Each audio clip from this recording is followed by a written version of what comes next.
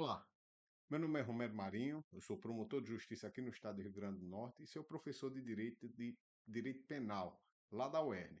E é com muita satisfação que nós vamos dar seguimento ao nosso curso de Crimes em Espécie 1, tá certo? Que está lá na nossa grade. E hoje nós vamos começar a ver participação em suicídio e automutilação. Ele está lá no artigo 122 do nosso Código Penal que diz: induzir ou instigar alguém a suicidar-se ou a praticar mutilação ou prestar-lhe auxílio material para que o faça, reclusão de 6 meses a 2 anos. Estamos vendo que é uma pena muito pequenininha para o tipo do resultado. Mas é importante que se diga que aqui a pessoa não está efetivamente mutilando a outra pessoa ou efetuando a sua morte. O que está havendo é a participação no suicídio e na automutilação. Vamos continuar aqui nos nossos slides. Primeiramente, vamos partir do conceito que seja suicídio. O suicídio é a deliberada destruição da própria vida. Não vem incriminado nas legislações penais mais modernas, porque, do ponto de vista retributivo e repressivo, não se pode cuidar de pena contra um cadáver. Quer dizer, você não pode pegar um cadáver, como fez a o Carlos II, lá na Inglaterra, que pegou o cadáver de Owen e enforcou.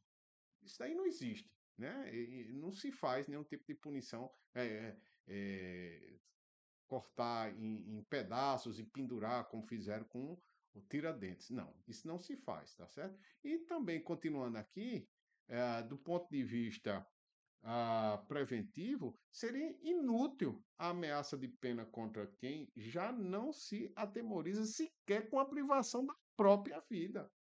Fosse a missão vingadora da justiça penal, além do limiar da morte. Como diz Maggiore, é insânia e crueldade. Também vamos olhar agora o que seria automutilação.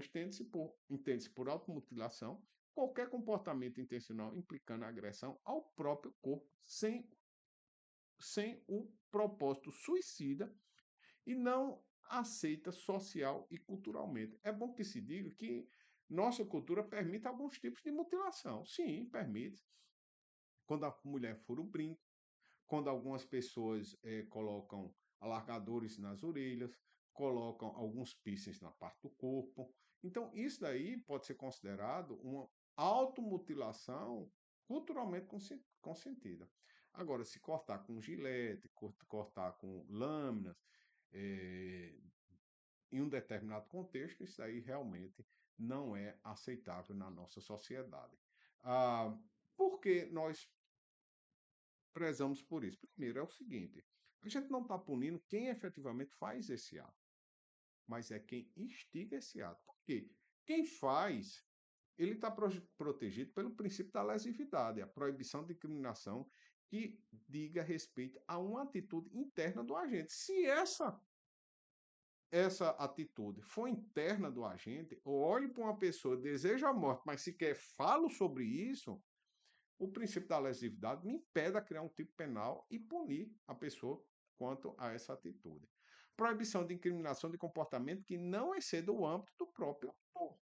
Então vamos dizer que eu pego um objeto meu e dolosamente destrua. É um crime de dano, mas é meu. Ele não vai além do próprio autor, certo? Ah, proibição de incriminação de simples estado ou condição de existência. Ou seja, minha personalidade, meu caráter, meu modo de ser, meus pensamentos, meu estilo são meus. Eu não posso ser punido por conta disso. Se eu penso de uma maneira A, fulaninho pensa de maneira B, C, nós estamos aqui numa sociedade plural, onde permite que nós tenhamos personalidade e caráter sem que isso seja objeto de uma tipificação penal para uma incriminação. E proibição de incriminação de condutas desviadas que não afetam qualquer bem jurídico. Por exemplo, é o direito de ser diferente. As pessoas, por vezes, elas tomam atitudes que para outros segmentos, eles pertencem à subcultura, para que outros segmentos é muito estranho.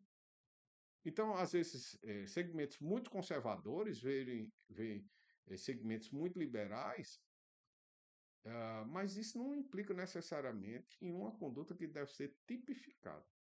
Então, nós temos direito de ser diferentes, à medida que minha diferença não agride a minha esfera de direitos. Ok? Vamos continuar aqui. Nilo Batista diz: o direito penal só pode, de acordo com o princípio da lesividade, proibir comportamentos que extrapolem o âmbito do próprio agente, que venham a atingir bens de terceiros, atendendo-se, pois, ao brocardio nulla ex personalis sine iuris. Ok? Vamos lá. Então, a, esse tipo penal, a participação, ele tem duas finalidades. Atos externos de tirar a própria vida e a mutilação, automutilação, produzir lesões no seu próprio corpo, como a gente já definiu lá no nosso começo. A conduta típica é muito simples. Induzir e instigar. O que é induzir? Você não tinha ideia. Então você está passando por algum problema, você está passando por algum momento de fragilidade e você não tem ideia. E vai conversar com aquela pessoa e aquela pessoa diz: rapaz, a solução aí é se matar. Então você vê que houve um aconselhamento de uma ideia que já sequer estava passando na cabeça da pessoa. Então, nesse caso, a gente vai nascer, implantar, criar ideia suicida ou automutiladora na vítima que não existia. Nesse caso, induzir, você faz criar uma ideia que não estava. É diferente, por exemplo, da instigação. Então, você, por exemplo, o exemplo mais fácil para você decorar é aquela pessoa que vai para a beira do prédio e aquelas pessoas embaixo fazem o quê? Pula, pula, grita, pula. Então, a pessoa já estava com a ideia de pular e as outras vai e instigam, né? Instigam. Logicamente, é um exemplo que não pode ser, vamos dizer, reproduzido nos dias de hoje, né? Nós defendemos a vida e fazemos de tudo para que a pessoa não pule, mas, bem, é nosso exemplo. Então, nesse caso, a pessoa já estava com a ideia pré-concebida. E alguém vai, nesse caso foi uma multidão, mas instigar aquela pessoa a levar a cabo aquela ideia suicida, certo? Então, instigar o quê? Reforçar, fomentar, estimular a ideia já preconcebida de suicídio ou de automutilação. Participação material é o seguinte: como o nome já está dizendo, eu vou fornecer alguns elementos físicos ou algumas orientações que aquela pessoa leve a cabo aquela ideia que ela me trouxe do suicídio. Olha, eu estou querendo me matar. Você tem um revólver? Tenho, tome. O que eu faço para me matar? Olha, tomo uma injeção assim, assado, um remédio assim. Se você tomar os dois, você vai ter uma morte indolor, seja como for a pessoa querer escolher sua morte. Então, nesse caso aí, o auxílio é fornecer, por exemplo, instrumentos que será utilizado na execução do autocídio e na automutilação, ou mesmo simplesmente esclarecendo como usá-la. A própria orientação técnica, certo?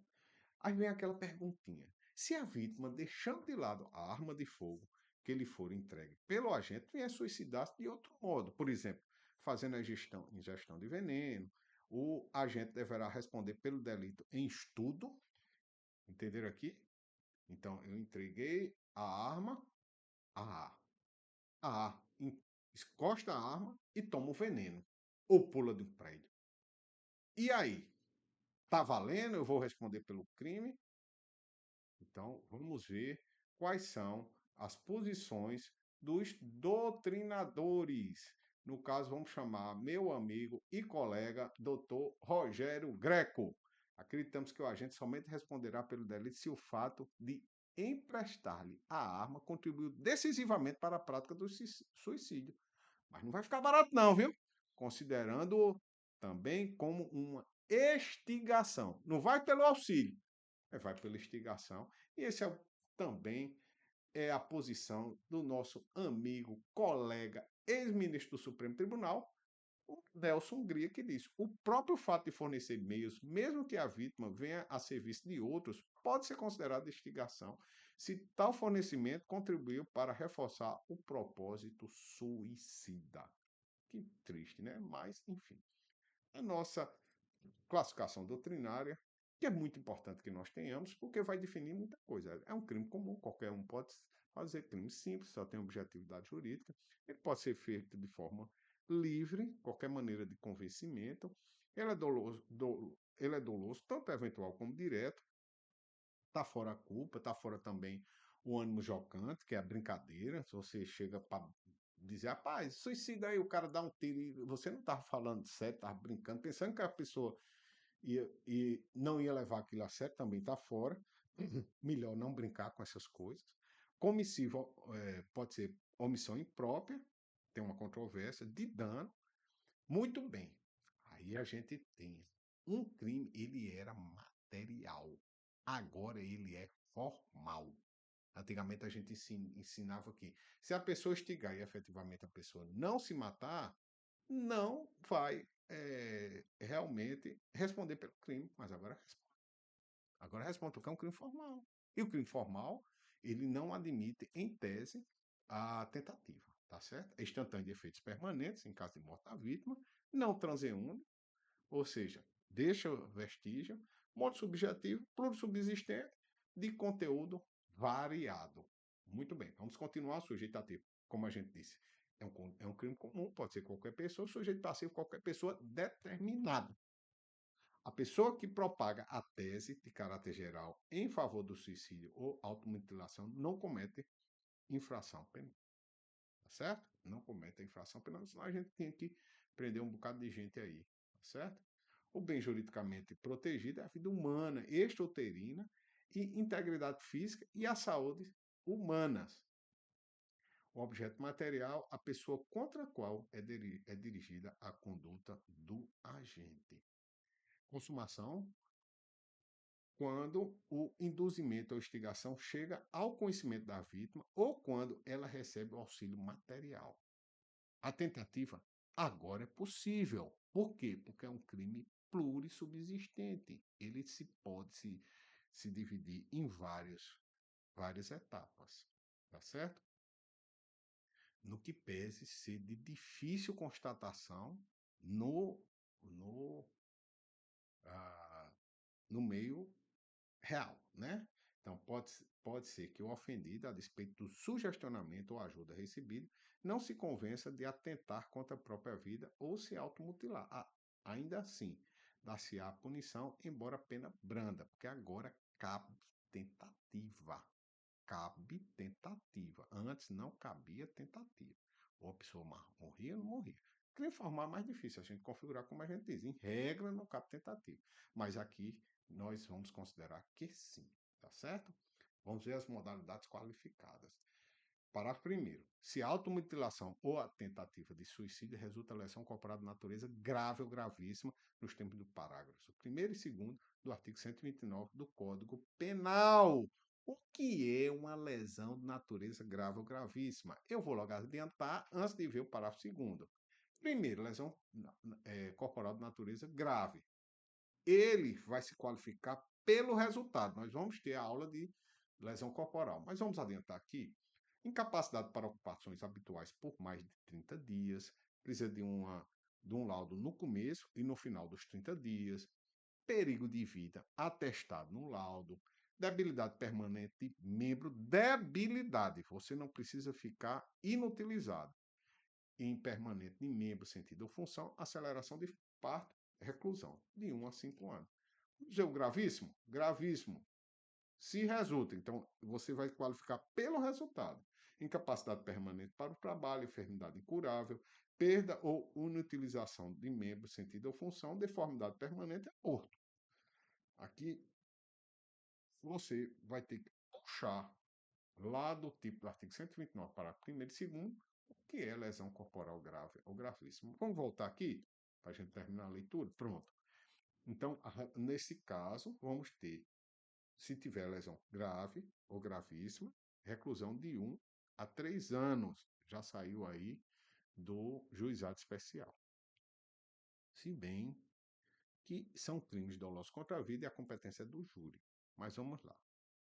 Aqui vai. Antes a, cabia a transação penal, porque era de 6 meses a 2 anos, mas aqui já não cabe. Se o suicídio se consuma ou se da mutilação resulta morte, aí 2 a 6 anos. Ok? Vamos passar rapidamente aqui e vamos para o parágrafo terceiro. Caso de aumento de pena. A pena é duplicada se o crime é praticado por motivo egoísta, torpe ou fútil. Então, é um motivo mesquinho, torpe, que cause certa repugnância, certo?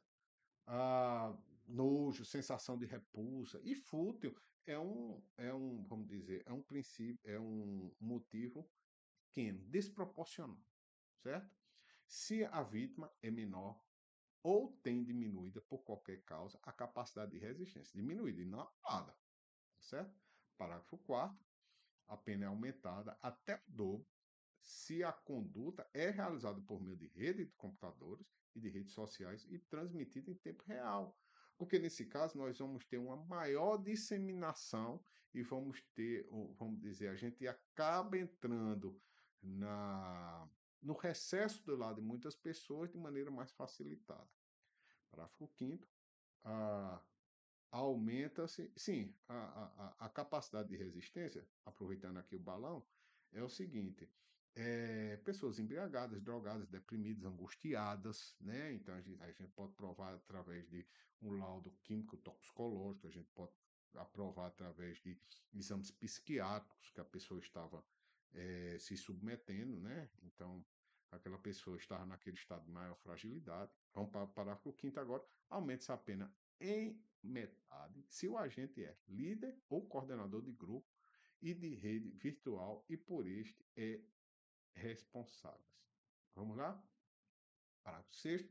Se o crime de que trata o parágrafo 1º deste artigo resulta em lesão corporal de natureza gravíssima, é cometido contra o menor de 14 anos ou contra quem, por enfermidade ou deficiência mental, não tem necessário discernimento para a prática do ato, ou que, por qualquer outra causa, não pode oferecer resistência, respondendo ao agente pelo crime descrito no parágrafo 2º do artigo 129 deste artigo. Então, a gente vai para o crime de lesão corporal de natureza gravíssima, como a que a gente acabou de ler o tipo anteriormente, né? Para a gente entender o parágrafo primeiro.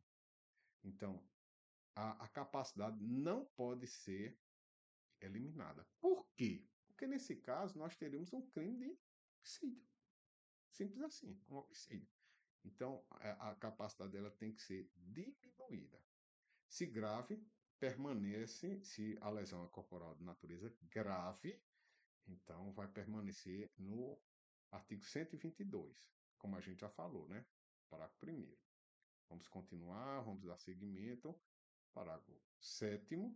Se o crime de que trata o parágrafo 2º resulta morte, deste artigo é cometido contra menor de 14 anos de idade. Por quê? Veja bem, deixa eu explicar uma coisa a vocês.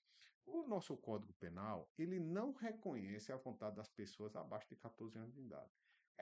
Ele não tem capacidade de consentir no ato sexual voluntário, ele não tem capacidade de oferecer uma resistência. Então, nesse caso, o Código Penal ele dá um reforço na proteção da incolumidade física e da vida da pessoa menor de 14 anos de idade. Então, vamos lá. Parágrafo 7º. Se o crime de que trata o parágrafo 2º deste artigo é cometido contra menor de 14 anos ou contra quem não tem o necessário discernimento para a prática do ato, ou que, por qualquer outra causa, não pode oferecer resistência, responde o agente pelo crime de homicídio, nos termos do artigo 121 deste Código. A capacidade também não pode ser eliminada, porque, nesse caso, nós teríamos um crime resultante de homicídio, claro, né? Então, nesse caso, seria homicídio direto, não precisava tangenciar com o parágrafo 7º desta lei. Eu trouxe um exemplo aqui para vocês. Lembrar que todos os nossos exemplos têm aqui, ó o QR Code. Aponta aqui sua câmera para o QR Code que você vai ter o acesso a integrar para saber que nós não estamos inventando nenhum tipo de informações. Então saiu lá no portal R7, casal de idosos tenta se matar. O casal estava cansado de sofrer com problemas de saúde e não queria ser um fardo para a família. Então, o casal oriental fez um pacto de morte.